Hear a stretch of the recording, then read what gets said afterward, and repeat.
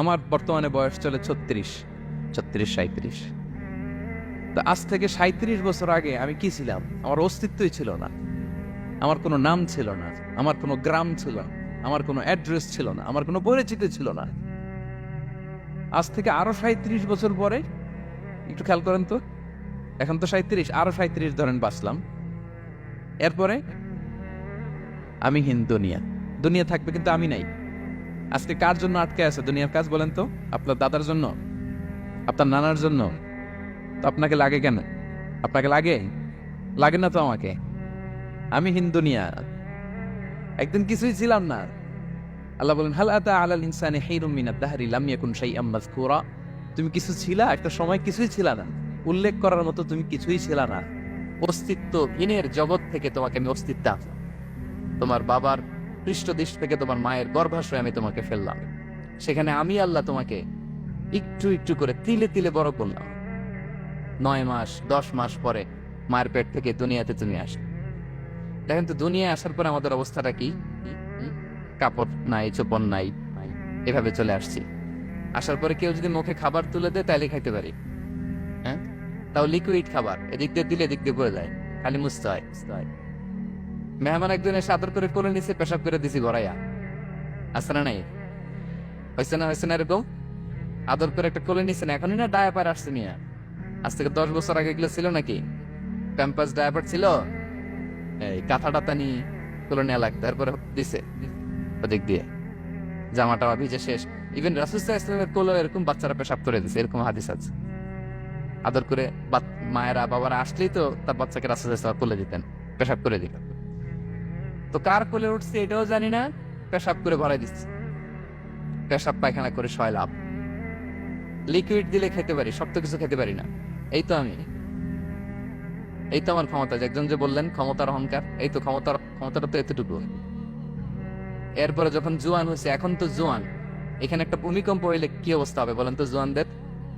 হ্যাঁ, কাঁপতে কাঁপতে সব শেষ। একটা ভূমিকম্প, একটা তুফান হলে ওটার বিরুদ্ধে দাঁড়াতে পারি না। একটা তুফান, রাস্তায় টায়ার পাংচার হলে লাফ দিয়ে উঠে। ক্ষমতা আমার নাকি ক্ষমতার অহংকার? কি দুর্বল আমরা, হ্যাঁ? কুকুর আমাদেরকে কামড় দিলে আমরা কুকুরের কামড়ও দিতে পারিনি, ঠিক কিনা? মশা যে কামড়া, এটা ধরতে না পারলে কিছু করতে পারি? কামড় মেয়েরা দিছে দৌড়।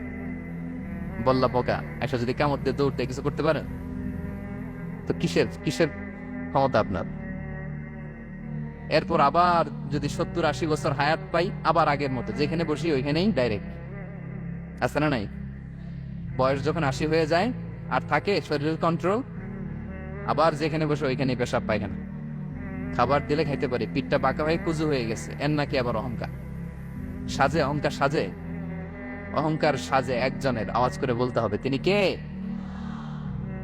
আচ্ছা, অহংকার করার আমাদের আছে কি বলেন তো? কিছুই নেই। আল্লাহ বলে, ওয়া খুলিকাল ইনসানু দাঈফা, তোমাদেরকে আমি দুর্বল করে তৈরি করছি। আমরা দুর্বল, শুধু দুর্বল না, দুর্বলের ঘরের দুর্বল। আমার বাপ ছিল দুর্বল, আমার দাদা ছিল দুর্বল, আমরা 14 গোষ্ঠী কি? হাল আতা আলাল ইনসানি হিনুম মিনাদ দাহরি লাম ইয়াকুন শাইআম মাযকুরা। আল্লাহ বলেন, একটা সময় ছিল উল্লেখ করার মতো তোমার কিছুই ছিল না। আজকে তো এত লম্বা চূড়া মানুষ, আমরা কিছুই ছিলাম না। আল্লাহ বলেন, কারুনের ঘটনাকে আল্লাহ এখানে এনেছেন।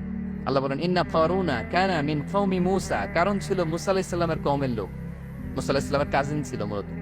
কারুন নামে একজন সম্পদশালী ছিল। মিশরের রাজধানী কায়রো থেকে 100 কিলো দূরে ফাইউম নামে একটা জেলা আছে, ওখানে তার বাড়ি ঘর। আমি দেখে এসেছি, কয়েকবার গিয়েছে। তো ফাবাগা আলাইহিম, সে মানুষের উপর চড়াও হলো। ওয়া আতাইনাহু মিনাল কুনুজি মা ইন্না মাফাতিহাহু লাতানূ বিল উসবাতি উলিল কুওয়া। আল্লাহ বলেন, এই কারণকে আমি এত সম্পদ দিয়েছি, এত বেশি ছিল তার সম্পদ, সম্পদগুলো যে সে আলমারির ভিতরে রাখতো। ওই আলমারির যে চাবি হইতো, এই চাবিগুলোরে ওজন করার জন্য, কাঁধে নেওয়ার জন্য 10 জন পেশি শক্তি পুরুষ লাগতো। আলমারি রাখার জন্য না, কি রাখার জন্য? আলমারি ভর্তি যে সোনা দানা গহনা, ওইটার যে চাবি, ওই চাবিগুলা বহন করতে একদল পেশি পুরুষ লাগতো, এত সম্পদ। তো তাকে এলাকার লোকেরা বলেছিল, ফালালাহু কওমুহু লা তাফরাহ, এই কারণ তুমি গর্ব করো না। কারণ তাকে বলছিল মুসা আলাইহিস সালাম জাকাত দাও, সে বলতেছে আমি জাকাত দিব কেন? এই সম্পদ তো আমার, ইন্নামা উতিতুহু আলা ইলমিন ইনদি, আমি আমার বুদ্ধি খাটায় এই সম্পদ কামাইছি, আমার সম্পদ আমি খাবো, আমি জাকাত দিব কেন? আল্লাহ বলেন ইন্নাল্লাহা লা ইউহিব্বুল ফারিহিন, কারণ তুমি অহংকার করলে আমি আল্লাহ অহংকারকে বরদাস্ত করি না, অহংকারীদেরকে আমি আল্লাহ পছন্দ করি না। আমি অহংকারকে পছন্দ করি না, অহংকারকে আল্লাহ তাআলা পছন্দ করেন না। কি হয়েছিল কারণের নসিবে? আল্লাহ বলেন ফাখাসাফনা বিহি ওয়া বিদারিহিল আরদ ফামা কানা লাহু মিন ফিআতি ইয়ানসুরুনাহু মিন দুনিল্লাহ ওয়া মা কানা মিনাল মুনতাসিরিন। আল্লাহ বলেন সে যখন অহংকার দেখালো, আমি কারুনকে আর কারুনের সব সম্পদ মাটির ভেতরে দাবিয়ে দিলাম, মুহূর্তেই দাবিয়ে দিলাম। সহিহ বুখারীতে এসেছে ইয়াতাজালজালু ফিল আরদ, প্রতিদিন 1 বিঘত করে কারণ জমিনের ভিতরে যেতেই থাকবে, যেতেই থাকবে, যেতেই থাকবে কিয়ামতের আগ পর্যন্ত। আল্লাহু আকবার।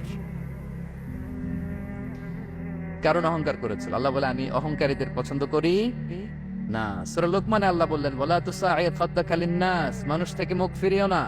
ওয়ালা তামশি ফিল আরদা মারাহা, জমিনে অহংকার করে হেঁটো না। ইন্নাল্লাহা লা ইউহিব্বু কুল্লা মুখতালিন ফাখুর, আল্লাহ তাআলা অহংকারীদেরকে, দাম্ভিকদেরকে পছন্দ করেন না।